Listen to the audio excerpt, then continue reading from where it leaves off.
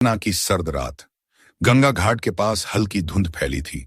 दूर से police siren की धीमी आवाजें सुनाई दे रही थीं।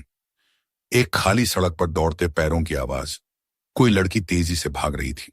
उसके चेहरे पर खौफ था।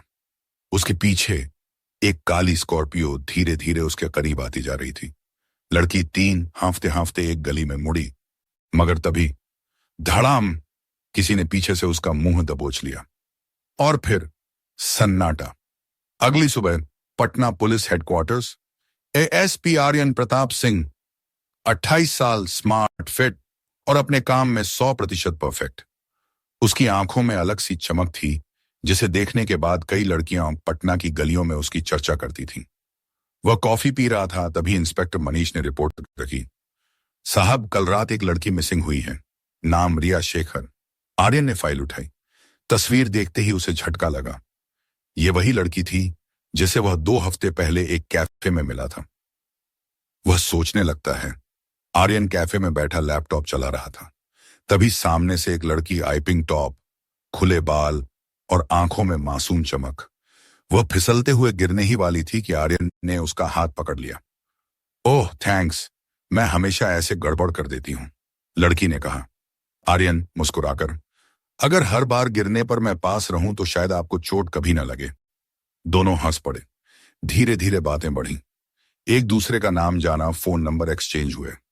और उस शाम जब दोनों कैफे के बाहर खड़े थे, हवा में उसके बाल उड़ते रहे और वह आर्यन के बहुत करीब आ गई।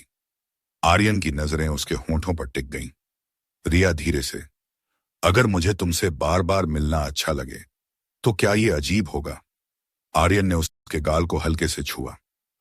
अजीब तो तब होगा जब मैं तुम्हें देखने की चाहत कम कर दूं। उनकी उंगलियां एक दूसरे में उलझ गईं। दिल की धड़कनें तेज थीं। हवा गर्म होने लगी। लेकिन तभी रिया का फोन बजा और वह जल्दी से चली गई।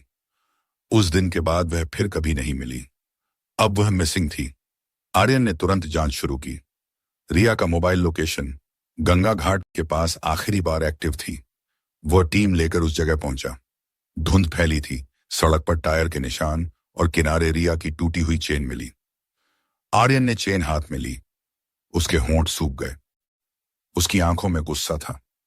जिसने भी रिया को छुआ है उसे मैं खुद ढूंढ कर निकालूंगा। साइबर टीम ने रिया के इंस्टाग्राम से एक वीडियो रिकवर किया। रिया ने रिकॉर्ड किया हुआ था, अगर मुझे कुछ हो जाए तो समझ लेना मेरे अपने ही दुश्मन हैं। आर्यन ने वीडियो को बार बार रिप्ले किया। उसकी आंखों में बेचैनी थी। क्या रिया किसी बड़े जाल में फंसी थी? आर्यन रिया के घर पहुंचा। रिया की मां रोते रोते टूट चुकी थी। कमरे में रिया के कपड़ों से उसकी खुशबू आ रही थी, वही खुशबू जो कैफे में उसे दीवाना बना गई थी। उसने एक ड्रेस उठाई, आंखें बंद कर ली, मानो रिया सामने खड़ी हो। अगर तुम आज होती तो शायद मैं तुम्हें बता देता कि मैं तुमसे। वह रुक गया। दिल भारी हो गया। तभी उसे एक डायरी मिली।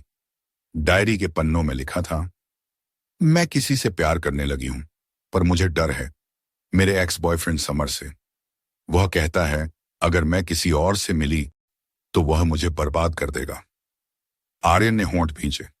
अब वह केवल अफसर नहीं था, वह एक लड़का था जिसने किसी को महसूस किया था और अब उसे बचाना उसका जुनून था।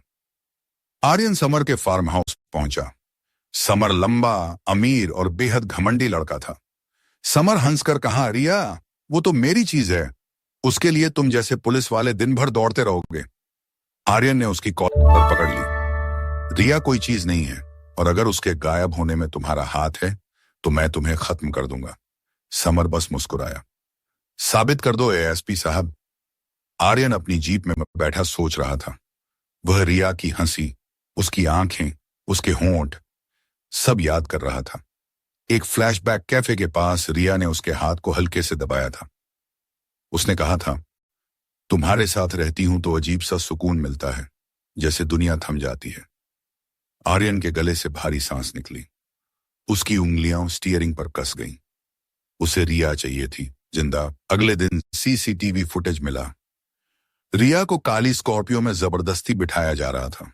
ड्राइवर का चेहरा धुंधला था, लेकिन बैक सीट में बैठा आदमी हल्का सा नजर आया। समर, आर्यन की आंखों में आग भर गई। सीसीटीवी फुटेज देखते ही आर्यन ने बिना समय गंवाए समर के फार्म हाउस पर रेड मारी। समर पूल के पास शराब पी रहा था। दो लड़कियां ने उसके साथ थीं। आर्यन गेट में घुसते ही चिल्लाया, समर, हाथ ऊपर। समर हंसा। इतनी जल्दी गुस्सा हो गए एसपी साहब? पहले सबूत तो देख लेते। आर्यन ने उसके चेहरे पर मुक्का मारा। लड़कियां डरकर भाग गईं। समर को हथकड़ी लगाकर जीप में डाला गया। लेकिन पूछताछ रूम में आर्यन ने समर को घूरते हुए कहा, रिया कहां है? समर हंसता रहा। मुझे नहीं पता बॉस। आर्यन ने गुस्से से कहा, सीसीटीवी में स्कॉर्पियो में तुम दिख रहे हो। समर ने फोटो देखा और बोला, हाँ मैं था, लेकिन रिया को मैंने नहीं उठाया। मैं सिर्फ पीछे बैठा था। गाड़ी कोई और चला रहा था। आर्यन मुट्ठी भींचता है। कौन? समर, मुझे नाम नहीं पता, पर वह रिया को पहले से जानता था। रिया अक्सर उसी से मिलने जाती थी। आर्यन रुक गया। रिया किसी और से मिल रही थी?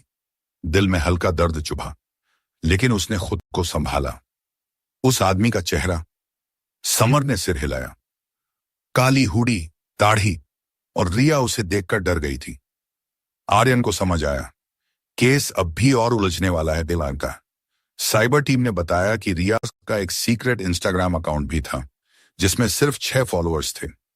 उसमें एक फोटो, गंगा घाट की शाम, और टैगलाइन, कभी कभी सबसे पास वाला सबसे बड़ा दुश्मन होता है। फोटो में रिया अकेली थी, लेकिन पास के शीशे में एक लड़के का साया दिख रहा था। आर्यन ने तस्वीर झूम की। हल्की दाढ़ी, काली हुडी, यह वही था। साइबर टीम ने रिया का डिलीट किया हुआ व्हाट्सएप चैट रिकवर किया। रिया का आखिरी मैसेज, अगर तुम कल नहीं आए तो वो मुझे मार देगा। आर्यन प्लीज। आर्यन जैसे पत्थर बन गया। वह कुर्सी पर बैठ गया। हाथ उसके फोन पर जमे थे। उसने धीमे से फुसफुसाया, रिया, मैं क्यों नहीं आया उस दिन? उसके चेहरे पर पछतावे और दर्द की लकीरें थीं। फ्लैशबैक रिया और आर्यन कैफे से बाहर निकल रहे थे।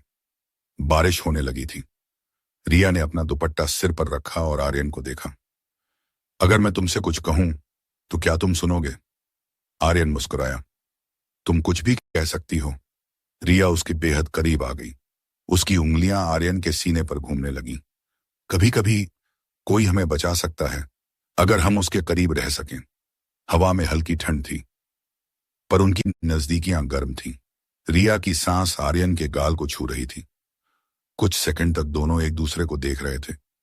रिया के होंठ हल्के से कांपे। वो आर्यन की तरफ झुकी, लेकिन तभी एक बाइक वाला हॉर्न बजाता गुजरा। रिया घबराकर पीछे हट गई। मुझे जाना होगा, कल बात करते हैं। और उस दिन के बाद वह गायब हो गई। आर्यन टेबल पर हाथ मारता है। मैं रिया को जिंदा वापस लाऊंगा। जिसे भी छूटा है उसे नहीं छोड़ूंगा। उसकी आंखों में अब प्यार नहीं, जुनून था। आरटीओ रिकॉर्ड से पता चला, स्कॉर्पियो एक मास्को लॉज नाम के होटल के मालिक के नाम पर है। एक बदनाम होटल, जहां धंधा, तस्करी और गलत काम सब चलते हैं। आर्यन बिना वर्दी, सिर्फ एक जैकेट पहनकर होटल पहुंचा। होटल का रास्ता अंधेरा, गंदी सीढ़ियां, कमरे से अजीब आवाजें, कुछ लड़कियों की चीखें, कुछ शराबियों का शोर। आर्यन दिल में गुस्सा दबाए कमरा नंबर 208 की तरफ बढ़ा। वहीं स्कॉर्पियो वाला आदमी अक्सर जाता था। उसने दरवाजा तोड़ा। अंदर एक लड़की बंधी पड़ी थी, पर वह रिया नहीं थी। लड़की रोते हुए बोली, रिया को यहां से 2 दिन पहले ले गए थे, एक और जगह, शायद नदी किनारे की कोठरी में। आर्यन की सांस रुक गई। आर्यन टीम लेकर नदी किनारे पहुंचा। ठंडी हवा में मौत की गंध थी। हाथ में टॉर्च लिए वह अंदर घुसा। अंदर अंधेरा, टूटे खंभे, जंग लगी जंजीरें। एक कोने में मोबाइल पड़ा था। स्क्रीन टूटी थी। वह रिया का फोन था। आर्यन फोन को हाथ में लेकर कांप गया। उसकी आंखें भर आईं। रिया, तुम कहीं भी हो, मैं आ गया हूं। अचानक पीछे से आवाज, खड़ाम खड़ाम, जैसे कोई भारी कदम। आर्यन पलटा। काली हुडी वाला आदमी भाग रहा था। आर्यन ने उसका पीछा किया। गंदी झाड़ियों के बीच दौड़, चांद की रोशनी, नदी के किनारे की फिसलन। आर्यन चिल्लाया, रुक जा, रिया कहां है? लेकिन वह आदमी अंधेरे में गायब हो गया। बस एक चीज गिर गई, रिया की चूड़ी। आर्यन ने उसे उठाया और सीने से लगा लिया। नदी किनारे तेज हवा चल रही थी। आसमान में बादल गरज रहे थे। आर्यन चूड़ी हाथ में पकड़े हुए कोठरी के बाहर खड़ा था। उसकी आंखों में सिर्फ दो बातें थीं, गुस्सा और रिया को हर हाल में बचाने की आग। वह बड़बड़ाया, रिया, मैं देर नहीं होने दूंगा। तभी मनीष इंस्पेक्टर भागते हुए आया। मनीष ने कहा, साहब, काली हुडी वाला आदमी नदी के उस पार वाली पुरानी फैक्ट्री की तरफ भागा था। आर्यन बिना एक सेकंड गंवाए जीप में बैठ गया। फैक्ट्री बिल्कुल सूनी, टूटी खिड़कियां, हल्के पीले बल्ब, अंदर से आती लोहे की सरसराहट। आर्यन अकेले अंदर घुसा, हर कोना जांचता हुआ आगे बढ़ा। अचानक कर्रर किसी दरवाजे के बंद होने की भारी आवाज। आर्यन मुड़ा। एक कमरा दिखा जिसकी दरार से हल्की रोशनी निकल रही थी। वह धीरे धीरे आगे बढ़ा, पिस्टल निकाली और दरवाजा तोड़ दिया। कमरे में रिया एक कुर्सी से बंधी थी। चेहरे पर चोटें थीं, मगर वह जिंदा थी। रिया ने आर्यन को देखते ही आंखें भर ली। आर्यन, तुम आ गए। आर्यन ने दौड़कर उसके चेहरे को पकड़ लिया। उसकी सांसें तेज थीं, आंखें गुस्से और प्यार से भरी हुई। रिया, तुम ठीक हो? किसने ये किया? रिया जोर से रोने लगी और आर्यन ने उसे सीने से लगा लिया। कुछ सेकंड तक वह उसे कसकर पकड़े रहा। उसकी धड़कनें रिया के कांपते शरीर को शांत कर रही थीं। अचानक पीछे से आवाज आई, तुम उसे नहीं बचा सकते आर्यन। दोनों ने पीछे मुड़कर देखा। काली हुडी वाला आदमी बंदूक ताने खड़ा था। चेहरा रोशन में आने पर साफ दिखा। वह समर नहीं था। वह समर का बड़ा भाई था, विक्रम, एक मनोविकृत, लड़कियों को कैद करके बेचने वाला तस्कर। रिया डरकर आर्यन के और पास सरक गई। विक्रम हंसा। रिया को मैं पहली बार कैफे में देखा था। वो डर गई थी, इसलिए मैं उसे लेने गया, लेकिन उसे तुम पसंद आ गए। आर्यन गुस्से से, तू उसका पीछा कर रहा था? क्यों? विक्रम ने कहा, क्योंकि मैं उसे अपने धंधे में लाना चाहता था। वो खूबसूरत है, नर्म है और बहुत से अमीर लोग उसके लिए पैसे देते। आर्यन की नसें तन गईं। रिया कांपने लगी। विक्रम उनकी ओर बढ़ा और तभी रिया ने डर के मारे आर्यन का हाथ कसकर पकड़ लिया। उसकी उंगलियां आर्यन की उंगलियों में भींच गईं। उसकी आंखों में विनती थी, मुझे छोड़ना मत। आर्यन ने उसे अपनी बाहों में खींचा और फुसफुसाया, मैं हूं, कुछ नहीं होने दूंगा मेरी जान। यह पहली बार था जब उसने उसे जान कहा था। रिया की सांस उसके सीने से लगकर गर्म हो गई। वह उससे चिपक कर आंसू बहाती रही। विक्रम ने गोली चलाई। आर्यन ने रिया को झुकाकर बचाया। गोलियां फैक्ट्री की दीवारों से टकराकर गूंज रही थी। आर्यन ने जवाब में 2 फायर किए। विक्रम भागा फैक्ट्री के पीछे। आर्यन ने मनीष को बुलाया, रिया को बाहर ले जाओ, मैं विक्रम को पकड़ता हूं। रिया चिल्लाई, आर्यन प्लीज मत जाओ, वो तुम्हें मार देगा। आर्यन पलटा, उसके गाल को हल्के से छूते हुए बोला, तुम्हारी जिंदगी ज्यादा जरूरी है। और वह दौड़ पड़ा।